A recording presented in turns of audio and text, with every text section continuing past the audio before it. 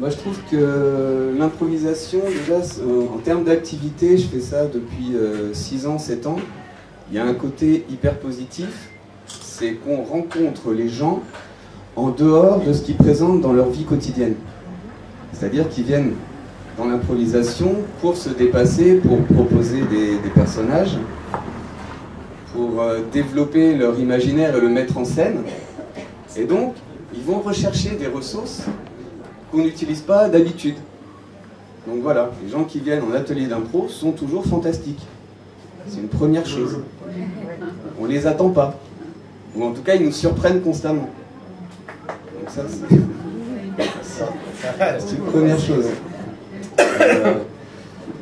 Ensuite, c'est vrai que par rapport à l'intériorité des personnages, je sais pas trop, moi je dirais, déjà une des premières choses qu'on apprend à faire dans le théâtre d'improvisation, c'est communiquer ensemble.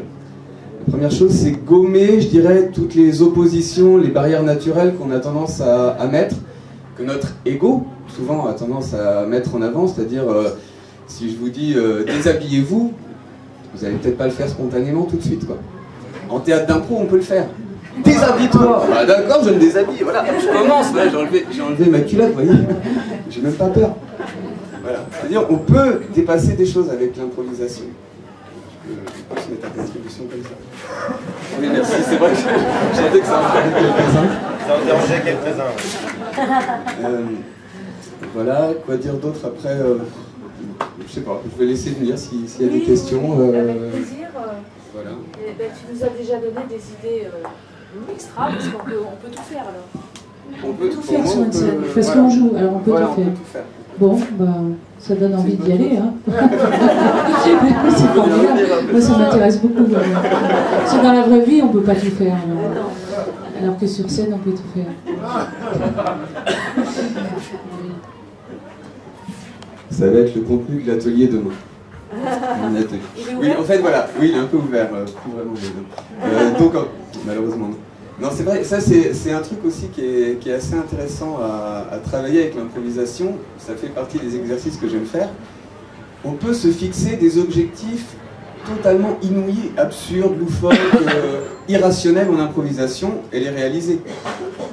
Bien sûr, vous n'allez pas les réaliser pour de vrai, mais si vous vous dites, tiens, là sur cette improvisation, mon objectif c'est d'aller sur la Lune et, pourquoi pas, de rencontrer un super-héros sur la Lune.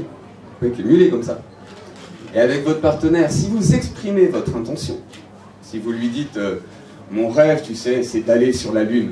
Et si votre partenaire est bienveillant, il va dire mais pas de problème, écoute, rentre dans ce magnifique tremplin électronique et je t'expédie sur la Lune dans l'heure, dans la minute, dans la seconde qui vient. Et il le fait. Voilà, et vous partez sur la Lune. Bien sûr, c'est en imagination.